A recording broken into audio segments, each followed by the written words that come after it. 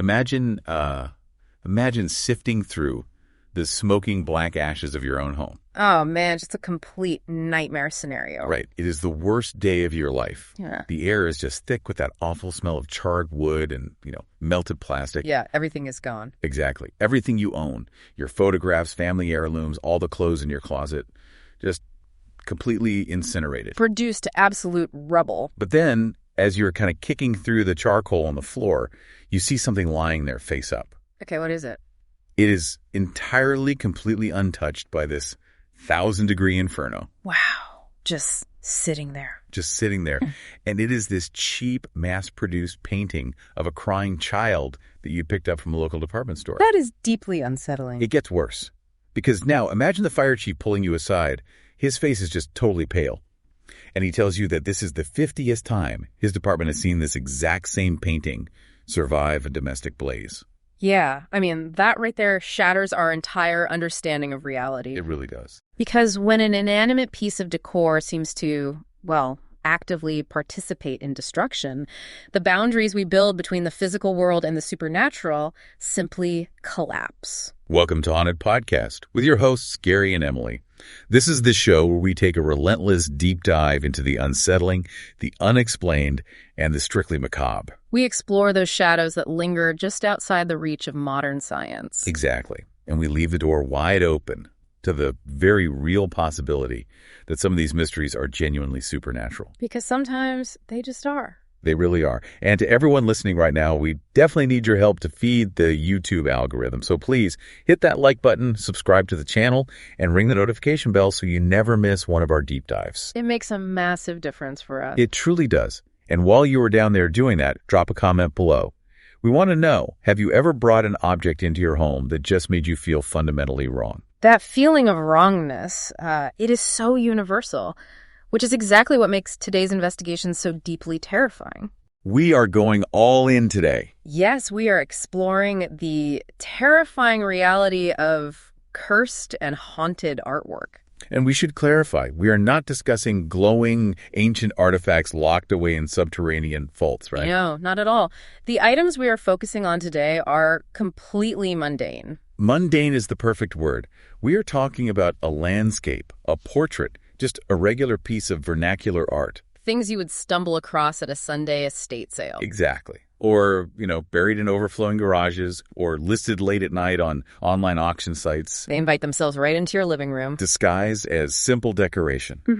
But they are completely hiding this devastating and sometimes genuinely lethal baggage. It is terrifying when you really think about it. It is. But before we look at the specific canvases that have ruined people's lives, we have to establish sort of taxonomy of terror. We need to define the mechanisms of these threats. Right, because not all haunted objects operate the exact same way, do they?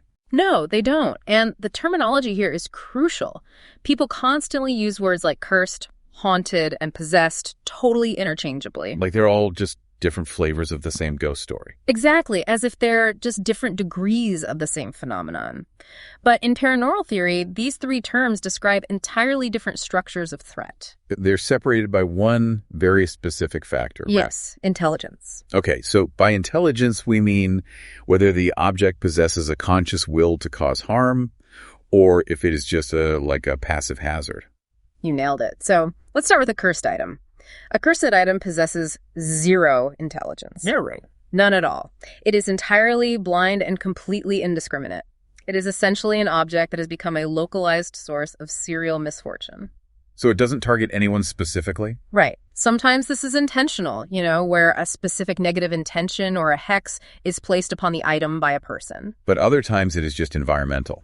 Exactly. An object sits in a space of immense tragedy, absorbs that trauma like a sponge, and simply radiates it back out into the world. So if you own it, you just suffer. Yes. The object doesn't hate you. It doesn't even know you exist. Okay, so a cursed object is basically like a glitchy line of code in a computer system. That is a great way to look at it. It doesn't have a personal vendetta against the user.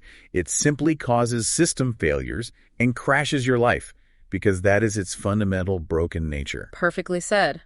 But a haunted object, well, that operates with a completely different set of rules. Because a haunted object has an intelligence. Right. A haunted object contains a spirit intelligence that is attached directly to it. Like a human consciousness tethered to the physical matter. Exactly. It might be the spirit of a former owner who refuses to move on, or maybe someone deeply connected to the creation of the piece itself. And because of that, it observes. It observes and it reacts to changes in its environment. Which means someone is actively sitting at the controls. So staying with that computer analogy from earlier, a haunted object is more like a remote hacker. Oh, I liked that. Yeah, someone is actually on the other side of the screen. They are moving your files around, triggering your webcam, making their presence known just to intimidate or communicate with you. That is a brilliant visualization. And then at the absolute extreme end of the spectrum, we have possessed items. Worst of the worst. Truly. A possessed item is inhabited not by a human spirit, but by a demonic, completely non-human entity. Now, I have heard some strict theologians argue about this. Right. They argue that an inanimate object cannot technically be possessed. That entities can only possess biological hosts, right? Like a person or an animal. Exactly. But the practical outcome for investigators out in the field is that you find an object driven by a dark, predatory intelligence. And in our computer analogy, that would be the malicious virus. The worst kind of malware. A piece of malware specifically designed to burn out your hard drive, corrupt your entire system, and destroy your life from the inside out. But, I want to push back on these definitions just slightly. Okay, go for it. Because if we look at some of those famous paranormal artifacts in the world, the lines get incredibly blurry. They definitely do. Take the Anna Baker wedding dress, for example. The one at the Baker Mansion History Museum in Pennsylvania. Oh, that is a classic case. Right. Visitors and museum staff constantly report seeing the dress actively moving around, all by itself, inside its sealed glass display case. Which is terrifying to witness, I'm sure. And then there's the haunted mirror at the Myrtles Plantation in Louisiana. The one with the handprints. Yes.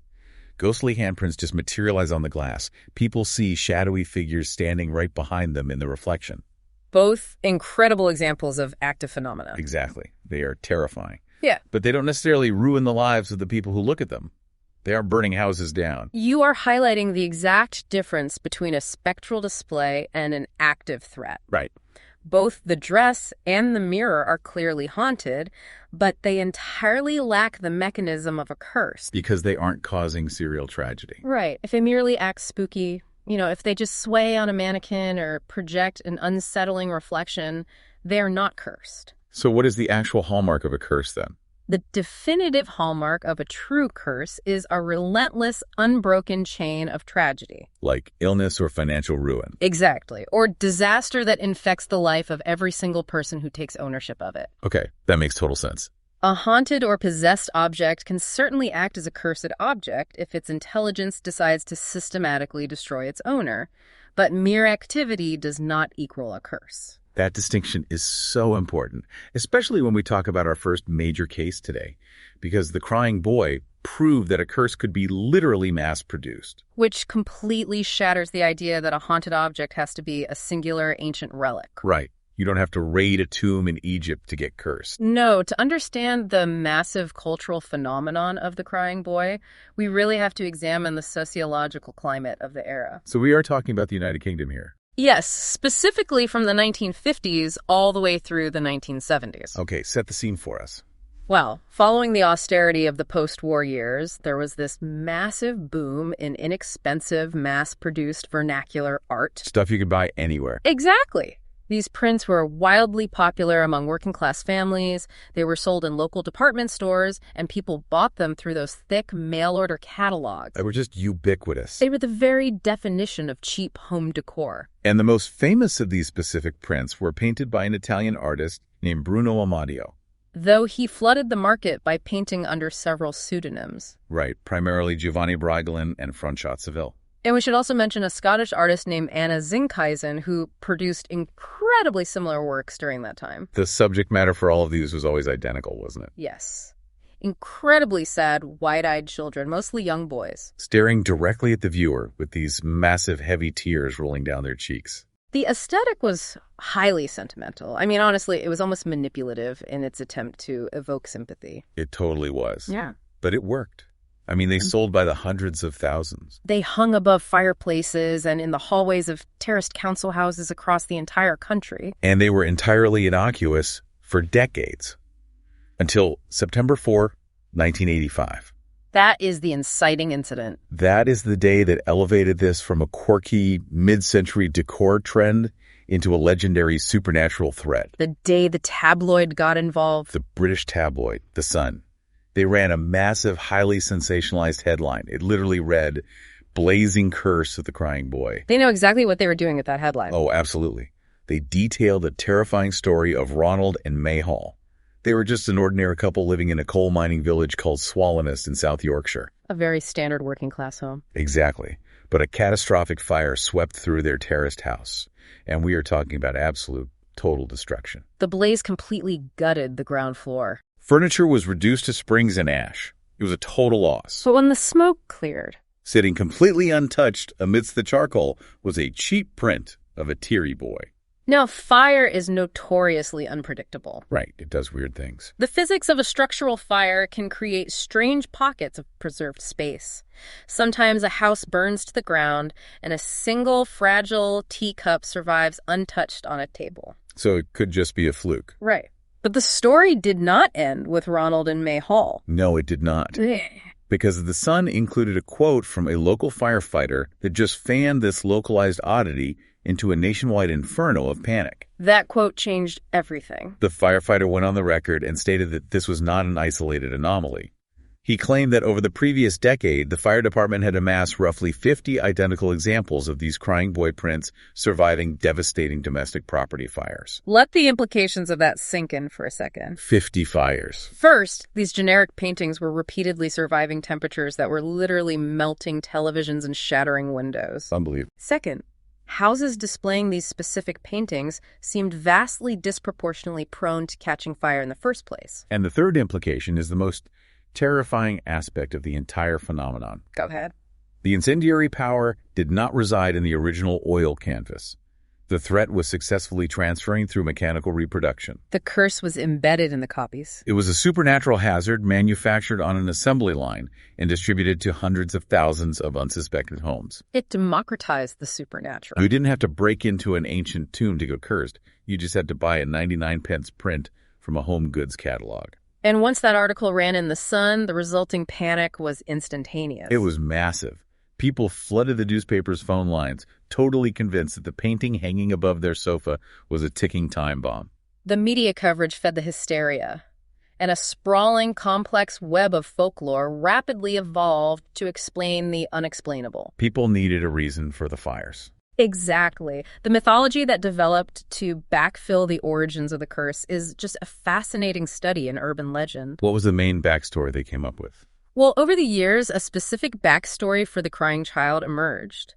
The legend claimed his name was Don Bonillo, a young Spanish orphan. Okay, an orphan. According to the lore, this boy accidentally caused a fire that killed his own parents. Oh man, that is dark. And after that tragedy, uncontrollable fire simply followed him wherever he went. Like he was a human matchstick. Right. The local villagers were so terrified of him, they actually called him Diablo. And the lore even integrates the artist into the story, doesn't it? It does. It claims that Francesc Seville, which again is one of the pseudonyms for Bruno Amadio, found this mute, deeply traumatized boy living in the streets of Madrid in 1969. And a local priest got involved. Yes, a priest recognized the child and explicitly warned the artist not to take him in. He warned him about the spontaneous fires. But the artist didn't listen. No, the artist was captivated by the boy's profound sorrow and decided to paint him anyway. And let me guess, right after the painting was finished. Almost immediately after the portrait was finished, the artist's studio mysteriously burned to the ground. Of course it did. Ruined and furious, the artist blamed the boy,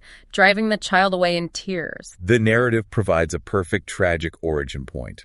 It has the trauma, the hubris of the artist, and the supernatural consequence. And the legend even claims to trace the boy's ultimate fate. Wait, really? What happened to him? In 1976, a car mysteriously exploded into a massive fireball on the outskirts of Barcelona. Just spontaneously. Basically. The victim was charred completely beyond recognition, but investigators allegedly found a partially burned driver's license in the glove compartment belonging to a 19-year-old Don Bonillo. That is incredibly specific for an urban legend. It really is. The lore states that the artist was cursed with horrific luck for the rest of his life, and that negative energy permanently fused itself to every single print ever made of that child's face. It is a brilliant, complete narrative. But naturally, investigators eventually attempted to dismantle the folklore using the scientific method, right? They had to try. In 2010, Steve Punt, a broadcaster for the BBC, decided to subject the legend to empirical testing on actual television. Which was a very brave thing to do, considering the reputation. Definitely. He procured a pristine, original copy of the print from the era, took it to a controlled facility, and set it on fire. And the results were genuinely surprising to viewers. The painting did not immediately ignite. No, it didn't. The fire merely scorched and blackened the outer edges, but the bulk of the paper and the image itself refused to burn. So what was the scientific explanation? After consulting with material experts, Punt discovered that these specific mass-produced prints were coated in a very specific, clear, fire-retardant varnish. A fire-retardant varnish. We were talking about polyurethane derivatives that cure and form a barrier, preventing oxygen from reaching the highly combustible paper beneath. Exactly. And that makes complete sense for the manufacturing standards of the 1970s. It totally does. Yeah. And their researchers also analyzed the physics of how these things were hung up, right? Yes. They analyzed the physics of a terrace house fire. These prints were universally hung on walls using a simple piece of string. So when a fire breaks out in a room, the heat rises to the ceiling. Right. The string would be one of the very first things to burn and snap. Which means the painting drops. The painting would fall to the floor, Yeah. often landing completely face down. Wow. So the combination of the fireproof varnish on the surface and the total lack of oxygen trapped beneath the face-down print created a perfect protective seal. Allowing the image to survive while the rest of the room literally burned to ash around it. Okay, I have to stop you there. Yeah. Because science gives us a brilliantly rational chemical explanation for why the physical paper survived the fires. It does. The string snaps, it falls face down, the oxygen is starved, the varnish holds. Case closed, right? Wow. Absolutely not. Oh, This is exactly where we have to leave the door open. why is that? Because the varnish entirely explains why the print survived. It does absolutely nothing to explain why these specific houses were so prone to catching fire in the first place. That is the ultimate blind spot in the scientific debunking of the crying boy. It really is. You can explain the survival of the material, but you cannot easily dismiss the sheer statistical anomaly of how many of these specific prints were recovered from the rubble of burned homes. And skeptics argue it is merely a numbers game. Sure, they say the prints were so incredibly popular that statistically they were just bound to be hanging in houses that caught fire. But is it just statistics? Or are these prints acting as a supernatural lightning rod? Are they actively drawing tragedy toward the people who hang them in their homes? That is the question. And I want to throw that exact question out to you, the listener. Head down to the comments right now and tell us. Be honest. Yes, knowing the history, knowing the sheer number of fires, and knowing the chemical varnish theory, would you hang a crying boy print in your living room just to test the statistics?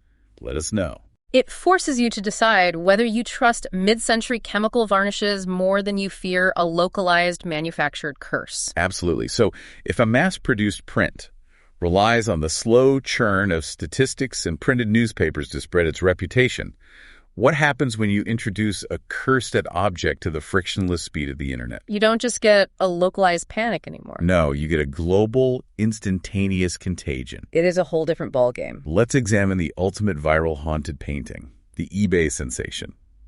The Hands Resist Him. This is undoubtedly the most famous piece of haunted art in modern history. It has to be. The Hands Resist Him was painted in 1972 by an artist named Bill Stoneham. Okay. And even before you delve into the attached mythology, the visual imagery alone is deeply, fundamentally unsettling. It triggers an immediate psychological rejection. It is basically seared into my brain. It is hard to forget once you see it. For the listeners who haven't had the misfortune of seeing it, let's describe it.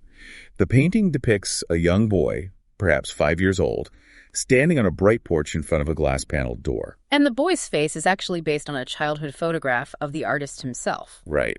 Now, next to the boy stands a life-sized female doll. Her face is entirely expressionless. It is completely devoid of humanity. So creepy. In her rigid hands, she is holding this strange, complex contraption tangled with wires. Like some sort of weird battery or device. Exactly. And behind these two figures, looking through the glass of the door, the background is just absolute suffocating darkness. But that isn't the worst part. No. Pressing violently against the glass from the inside of that darkness are dozens of disembodied children's hands. According to Stoneham, the imagery is heavily symbolic. What did he mean by it? Well, the doorway represents the thin veil between the waking world and the world of dreaming, or the unconscious. Okay, that makes sense for an artist in the 70s. And the doll is intended to be a guide, a lifeless escort, meant to lead the boy through that veil. In the hands. The disembodied hands pressing against the glass represent the other lives or alternative possibilities that exist just outside our reach. So, from an artistic standpoint, it is a deeply introspective, psychological piece. It is. But the artist's original intent was completely eclipsed by the life the painting took on decades later. Fast forward to February of the year 2000. The early internet. The internet is still in its Wild West dial-up phase. An elderly Californian couple lists this painting on eBay. And the language they use in their listing is the stuff of absolute nightmare. They claimed they had found the painting abandoned behind an old brewery. Which is already a massive red flag. Who finds a painting behind a brewery and brings it home? Right, but then they detailed what happened when they brought it into their house. The listing was explicitly framed as a dire warning to anyone reading it. What did it say? The sellers claimed their 4-year-old daughter kept crying, complaining that the children in the picture were physically fighting. Oh, man. And worse, that they were stepping out of the frame and coming into her room at night. I want to focus on their specific claims here, because they wrote that they actually set up a motion-activated camera in the room for 3 nights. They wanted proof. And according to their listing, the camera captured the boy physically stepping out of the canvas and into the room. That is a terrifying claim to make on a public auction site. They claim the doll came alive, raised that gun-like device she was holding, and forced the boy to flee the painting in terror. To solidify the terror, the sellers included a strict legal disclaimer. A legal disclaimer on eBay. Yes. Absolving themselves of any liability regarding the physical or mental well-being of anyone who purchased the item. They literally warned people not to bid. They essentially told bidders, do not bid on this if you are susceptible to stress-related disease, faint of heart, or unfamiliar with supernatural events. This item may be hazardous. The reaction to this single eBay listing was unprecedented. It broke the early internet. It went absolutely viral, racking up hundreds of thousands of views. But people weren't just leaving spooky comments in the forum. No, they were having genuine reactions. Viewers started reporting intense, severe physical reactions simply from looking at the low-resolution JPEG of the painting on their bulky CRT monitors. The medical reports were staggering and widespread. What kind of symptoms were people reporting? Viewers complained of sudden, intense nausea, crippling dizziness, and full-blown panic attacks just from scrolling past it. From a JPEG? Yes. People claimed they felt a heavy, invisible presence physically enter their office or bedroom the exact moment the image loaded on their screen. That is wild. And there were countless reports of computer monitors inexplicably flickering, freezing, and completely crashing when the image was displayed. And you know the most bizarre hardware malfunction people reported? What was that? Multiple viewers claimed their printers suddenly sprang to life completely on their own. And what? Yes. Repeatedly printing out copies of the terrifying image until they physically ripped the power cords from the wall. That is like something straight out of a horror movie. The mass hysteria drove the auction price up, and it ultimately sold for $1,025 to a man named Kim Smith. He owned the Perception Gallery in Grand Rapids, Michigan. Right, and he thought he was just buying a quirky piece of outsider art. He had no idea he had just purchased a global phenomenon. Once the sale made national news, journalists tracked down Bill Stoneham, the original artist. And how did he react to all this? He was completely bewildered by the viral fame. He immediately attempted to clarify the imagery. Try to put out the fire. He stated he never intended the painting to be haunted or demonic in any way. He also clarified that the gun the doll was holding was not a weapon at all. It was just a battery. Right, a dry cell battery with a tangle of wires, modeled after something he used to build model airplanes as a child. But just when you think the artist is going to completely debunk the entire phenomenon, he drops a piece of historical reality that is vastly more terrifying than any internet ghost story. Exactly. While Stoneham denied actively creating a haunted object, he admitted to a very dark, undeniable string of fatalities surrounding the artwork's early days in the 1970s. This is where the story shifts from spooky to genuinely deadly. The painting was originally displayed at the Feingarten Gallery in Beverly Hills. Right. It was reviewed by a prominent art critic named Henry Seldis for the Los Angeles Times. And the very first person to purchase the painting was the famous actor John Marley. Best known for the iconic scene waking up with the severed horse's head in his bed in The Godfather. Yes, that John Marley. And what happened to the men who brought this painting into the public eye? Within a few short years of coming into contact with the hands resist him, all three of those men, John Marley, the gallery owner Charles Feingarten, and the critic Henry Seldes, were dead. That is absolutely chilling. Stoneham himself noted the heavy, dark burden attached to the physical canvas. Did he ever call it a curse? He never officially labeled it a curse, but he heavily acknowledged the severe, undeniable tragedy that just seemed to follow the piece. The painting carries a documented body count. That's a fact. And the story didn't even end in 2000. No, it didn't. Because of the immense internet fame, private collectors actually commissioned Stoneham to paint sequels. He essentially created an expanded cinematic universe for this single haunted image. It is a remarkable trajectory for one piece of art. It really is. In 2004, he painted Resistance at the Threshold, which depicts the same characters 40 years later. So they aged up. Yeah, the boy is now an older man, the doll is a living woman, but the horrifying hands are still pressing against the glass. And there were more, right? Then came Threshold of Revelation in 2012. In 2017, he painted a prequel titled The Hands Invent Him, showing the boy from the other side of the glass holding a paintbrush. And the final one. Finally, in 2021, he painted What Remains, showing a decaying, completely empty doorway. Wow. You know, I want to pivot and focus on the sheer impact this single painting had on the real corporate world. Okay, where are you going with this? Because if you look at eBay today, they have a massive, highly specific prohibited items list. They do. We're talking about a major corporate entity updating its terms of service for the year 2026. Right there in their policy, they strictly ban the sale of intangible items. You cannot sell haunted objects, curses, spells, or magic potions on their platform anymore. That represents a profound cultural and legal shift. It really does. Did the mass hysteria of the hands resist him, where thousands of people were having genuine medical reactions to a JPEG, force a multi-billion-dollar tech giant to officially legislate against the supernatural? It is one thing for a paranormal investigator to declare a painting haunted. Right. It is entirely another for a massive corporation to ban the supernatural because it is causing too much chaos on their servers and creating potential legal liabilities for their users. It demonstrates the immense power of digital folklore to impact physical infrastructure. But we absolutely must address the psychological mechanics here. Yeah, let's get into the science of it. Why does this specific painting cause such a visceral biological reaction in people? How does a JPEG cause nausea? Neurologists and psychologists point to the uncanny valley effect. The uncanny valley is fascinating. It really is. Our brains are highly evolved pattern recognition machines. We are deeply hardwired to recognize human faces. And the uncanny valley is a phenomenon where something looks almost exactly like a human being, but contains slight, almost imperceptible imperfections. And that slight deviation triggers an intense, instinctual feeling of revulsion in the brain's amygdala. Historically, from an evolutionary standpoint, something that looks almost human but isn't quite moving right signal disease, or a corpse. It is a survival instinct screaming at you to run away to avoid infection. That is the exact neurological trigger Stoneham captured with that painting. The doll in the painting is life-sized and possesses human features. But the complete lack of microexpressions, the rigid posture, and those dead eyes signal to our primitive brain that something is deeply biologically wrong. Combine that with Carl Jung's theory of the collective unconscious. Jung argued that all humans share a deep ancestral layer of the mind containing universal symbols and archetypes. Right, so the dark, unknown void behind the glass represents the shadow. The unknown, repressed aspects of the psyche. Exactly.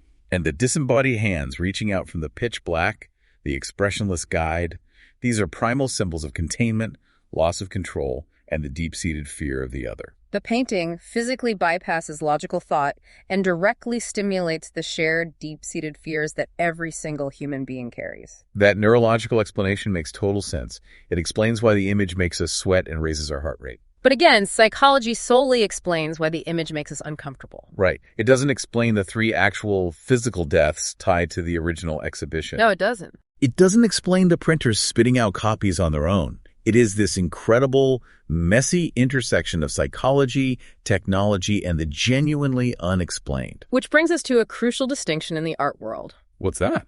The hands resistum became a phenomenon largely due to a well-written eBay listing and neurological triggers. But our next subject operates on an entirely different level of terror. Oh, man, yes. We are moving from a painting that psychologically looks scary to a painting that is inherently biologically macabre. We are moving from the psychological to the physical. Let's talk about the Anguished Man. If the Hands Resistum is the definitive haunted painting of the early internet dial-up era. The Anguished Man is the undisputed king of the U2 era. This piece is currently owned by a British man named Sean Robinson. He lives in Cumbria, England, right? Yes, and he inherited the painting from his grandmother, Who kept it hidden. She had kept it wrapped up and locked away in her attic for 25 years because she firmly believed it was intrinsically evil. And the moment you look at it, you completely understand her terror. The imagery is horrific. It is deeply disturbing. It depicts this distorted, skeletal, almost melted face. The figure possesses no eyes, just dark, hollow, bleeding sockets. And the mouth? Yeah, its mouth is stretched impossibly wide open in a silent, eternal scream. It looks like absolute, unfiltered agony captured on canvas. But the visual horror is entirely secondary to its physical composition. The true terror lies in its origin.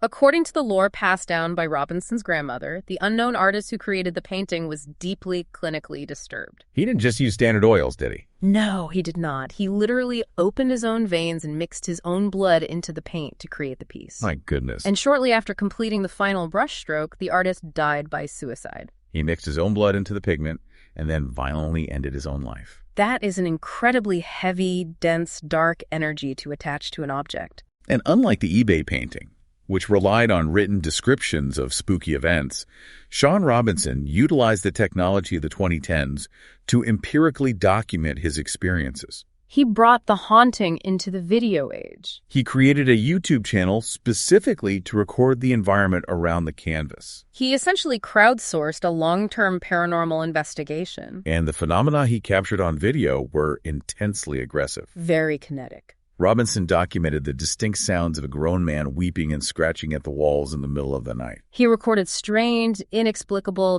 dense mists forming in the room where the painting hung. He and his family even witnessed tall, shadowy figures standing at the foot of their beds. The object itself was highly kinetic. He captured video of the painting violently falling to the floor, seemingly thrown by an unseen force. He documented heavy doors slamming shut on their own in the direct vicinity of the canvas. The cultural impact of this physical evidence was so significant that in 2016, a Finnish director named Ty Ricks acquired the film rights to produce a movie based on Robinson's experiences. Titled Anguished. Exactly. But what sets Robinson apart from almost every other owner of a haunted object is his steadfast refusal to monetize or circulate the original piece. You won't sell it.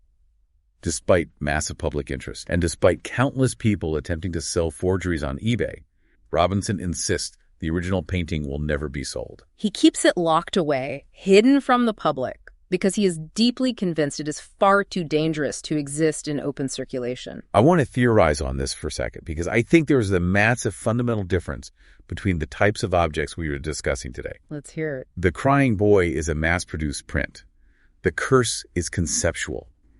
It is attached to an image that has been replicated millions of times. Right. The Hands Resistum is a singular painting, but the fear is largely driven by psychological suggestion and the uncanny valley. I agree with that. But the Anguished Man, that is a singular object containing actual, literal human DNA. It is a profound distinction. You are no longer talking about pigment on fabric. You are talking about the physical, biological remnants of a human being. Exactly. If we entertain the possibility of the supernatural, doesn't it make complete sense that biological material, especially material infused with the intense final trauma of a violent suicide, could act as a literal anchor? It makes a terrifying amount of sense. The spirit isn't just haunting the image of a screaming face. It is tethered to the iron in its own blood, physically dried on the canvas. In advanced paranormal theory, that mechanism is highly plausible. How does it work? It relates to the concept of psychometry, which is the psychic ability to read the history of an object by touching it. Okay, I have heard of that. This is based on the theoretical physics idea that strong, intense emotions leave a measurable resonant frequency in physical matter. Like an echo. Exactly. If a human being pours their ultimate grief, their profound despair, and their actual lifeblood into a piece of fabric, it is entirely possible that this combination creates a supernatural battery. The biological material acts as the physical conduit. And the severe emotional trauma provides the infinite charge. It permanently anchors a spirit intelligence to the physical plane. That is a deeply horrifying thought. It implies the artist didn't just paint a picture of anguish, he literally trapped his own eternal anguish inside the physical frame. Forever. So this brings up a very practical, logistical problem. What's that? If these objects, paintings that start fires, dolls that cause heart attacks, canvases containing the DNA of suicide victims, are so aggressively dangerous, where do they go? You can't exactly throw them away. Right. You can't just toss a possessed canvas into the weekly trash pickup and hope for the best. No, you certainly cannot risk putting these items into a landfill where anyone could find them. And that necessity gives rise to a very specific subculture. The caretakers. Yes, the professional paranormal investigators and collectors who actively hoard the macabre specifically to keep it out of the hands of the unsuspecting public. They operate the museums of the macabre. And these aren't your typical art galleries with wine and cheese. No, let's look at the heavy hitters in this space. Historically, the most famous facility is Ed and Lorraine Warren's Occult Museum, located in Monroe, Connecticut. The Warrens were arguably the premier paranormal investigators of the 20th century. Without a doubt, over decades of high-profile investigations, they amassed a staggering collection of cursed, haunted, and possessed artifacts. And they stored them all in the basement of their own private residence. Which is just wild. This is the exact museum that houses the infamous Annabelle doll. Yes, Annabelle was added to their collection in the early 1970s. And she is famously kept inside a specialized glass-fronted wooden case with a sign that reads, "Warning, positively do not open." The Warrens operated on a strict religious methodology. They believed that locking the items away, isolating their energy, and periodically having a Catholic priest bless the room kept the demonic forces contained. But there is a problem now, isn't there? Yes. Following Ed's passing in 2006 and Lorraine's death in 2019, the ultimate fate of that museum and its highly dangerous contents remains a point of deep anxiety and uncertainty in the paranormal community. The responsibility has to fall somewhere. You see the next generation stepping up, like the John Zaffis Museum of the Paranormal. Zaffis is the nephew of the Warrens, continuing the family legacy of containing hazardous supernatural artifacts. But if we're talking about the modern era, the absolute biggest spectacle has to be Zach Bagans' The Haunted Museum in Las Vegas. Zach Bagans, best known from the long-running television show Ghost Adventures. Right. He has transformed the curation of the macabre into a massive, highly structured commercial enterprise. The Haunted Museum is an intense physical experience. It is not a passive walk through a gallery.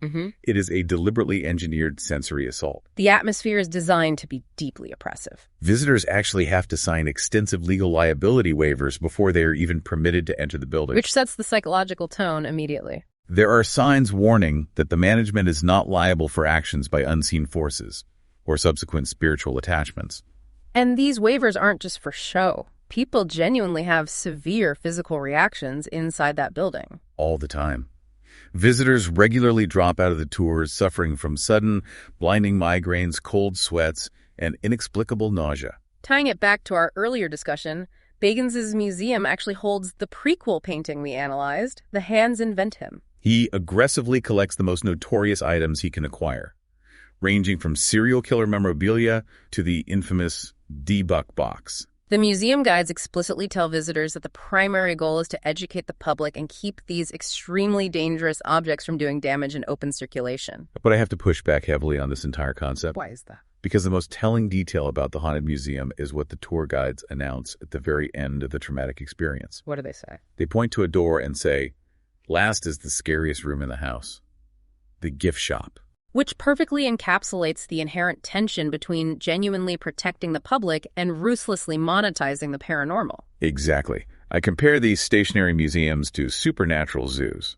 That is a great analogy. You have all these deadly, unpredictable, volatile predators locked in small glass cages, and you are charging the public admission to come and stare at them.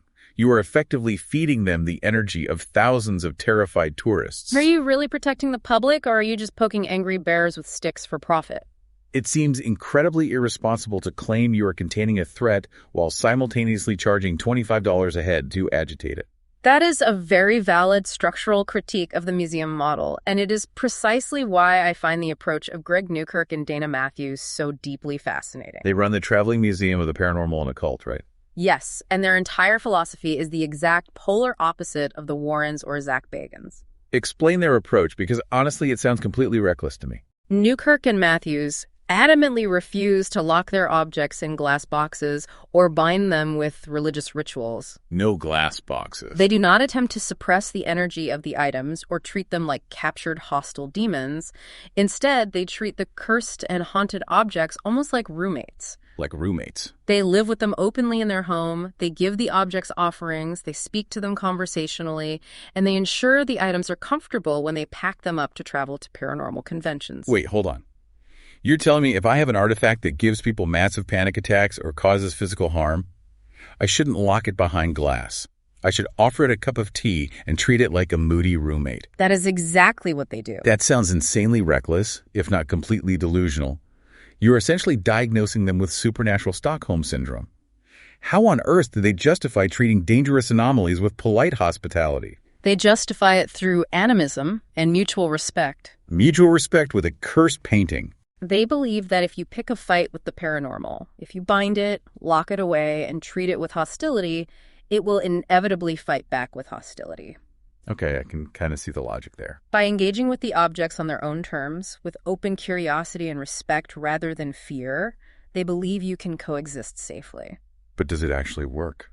They have a remarkable, documented story that suggests their diplomatic approach might actually be incredibly effective. You were talking about the story of the Billy Idol. Yes. This is a crazy sequence of events. Yes. Let's detail what actually happened. In 2016, Newkirk and Matthews were driving late at night through a very rural, isolated area near Friendsville, Maryland. They were acting on a local tip, searching for a cryptid in a cemetery. Right, and in the back of their vehicle, they had a crate containing several of their haunted items. And one of these items was a bizarre, crudely carved wooden statue they called the Billy Idol, which had a well-documented history of causing severe nightmares and anxiety in anyone who slept near it. So as they are driving slowly down this pitch-black rural road, trying to find the cemetery, they get rear-ended by another vehicle. It is a very minor fender bender.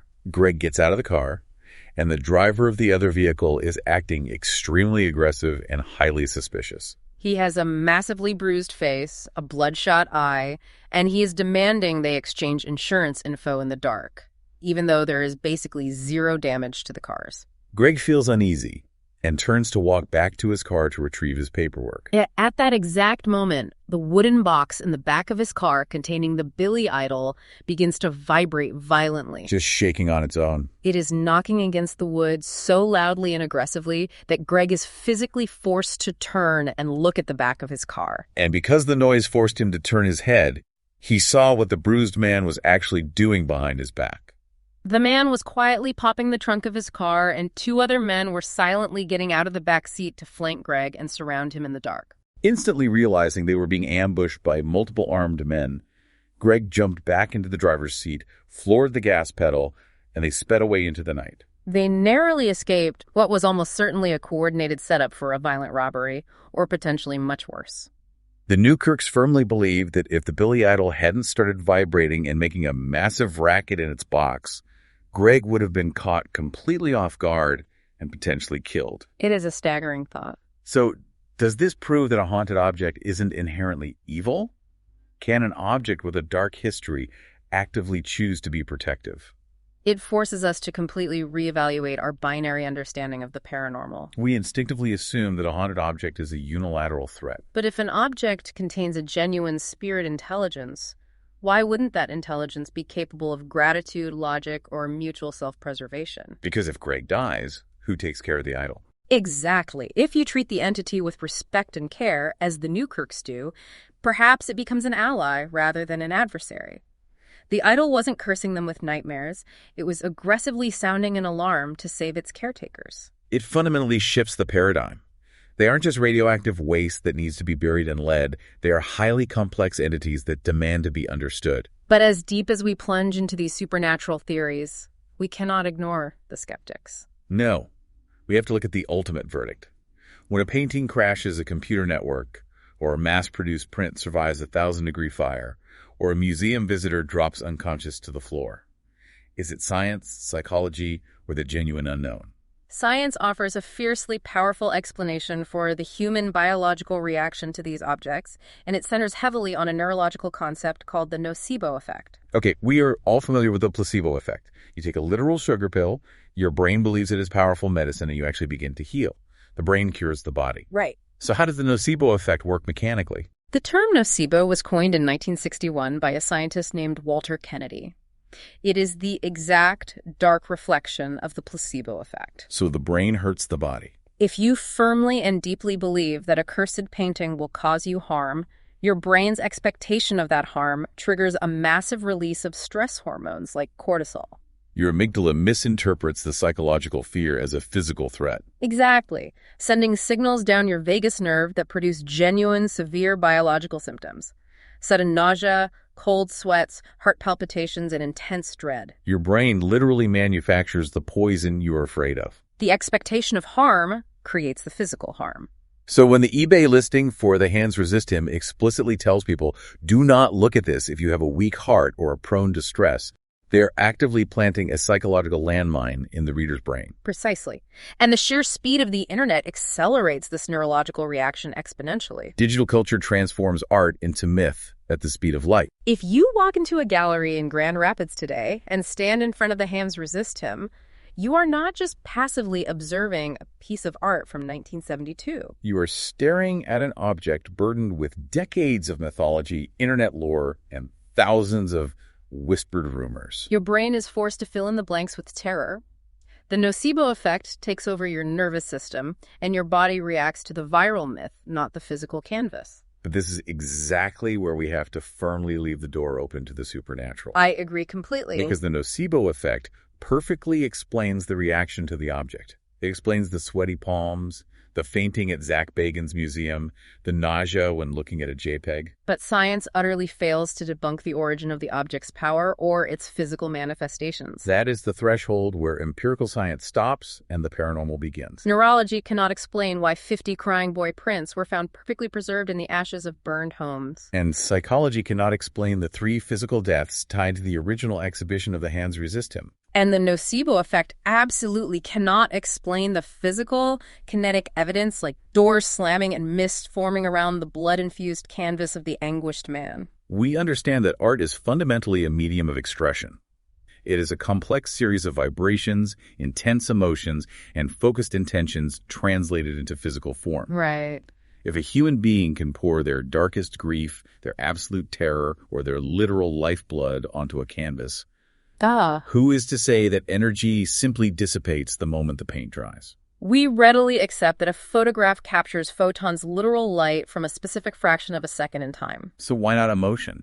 Perhaps a cursed painting captures an intense emotional frequency from a specific moment of profound trauma, and if that emotional frequency is dark enough and the charge is strong enough, it continues to broadcast that destructive signal long after the artist is gone. Some things, whether they are glitches in the code, remote hackers, or deeply embedded viruses, remain entirely beyond the scope of modern science. Which leaves us with a final, deeply unsettling thought to mull over. Art, at its very core, is designed to move us. It is supposed to evoke an emotional response, to make us feel something deeply. But when a painting physically forces you out of a room... When it crashes your computer hardware, or when it miraculously survives a blazing inferno that reduces an entire house to white ash, at what point does the art stop imitating life and start actively threatening it? It is a boundary that we may never fully map, but it is one we must respect. If you survive this deep dive into the macabre, prove it by hitting the like button, subscribing to the channel, and sharing this deep dive with someone brave enough to listen. We want to hear from you. Let us know in the comments. Which of these paintings would you be willing to keep in your bedroom? The fire-starting crying boy, the reality-bending Hands Resist Him, or the blood-stained Anguished Man? We want to know. Thank you for joining us on this journey into the dark. Until next time, keep your eyes on the shadows and maybe think twice about what you bring home from the local flea market.